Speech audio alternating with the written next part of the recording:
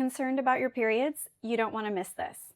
There are many reasons for abnormal bleeding in premenopausal women, such as endometrial polyps, fibroids, hormonal changes. However, premenopausal women can have uterine cancer.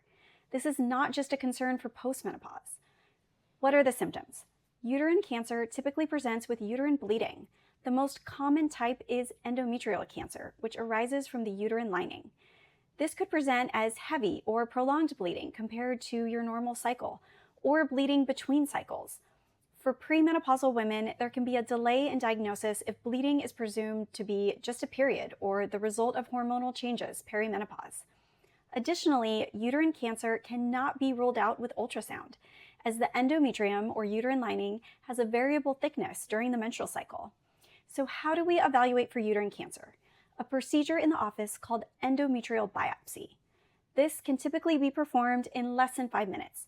A small flexible catheter is inserted through the cervix into the uterine cavity. This is like a small skinny syringe to collect tissue, and the tissue is sent to a pathologist to evaluate for cancer. We have numerous options for pain management to perform this in the office, but for some individuals, we can perform the biopsy in the operating room under anesthesia if that's their preference. Endometrial biopsy should always be considered for abnormal bleeding over the age of 45. Under 45, biopsy should be considered based on bleeding history and risk factors for endometrial cancer. Risk factors include obesity, metabolic syndrome, PCOS, type 2 diabetes, and an early onset of your period or late menopause. It's important to know that early stage endometrial cancer can often be cured with hysterectomy, but doing an endometrial biopsy can aid in diagnosis early. So if you are having abnormal bleeding, please see a gynecologist and discuss endometrial biopsy.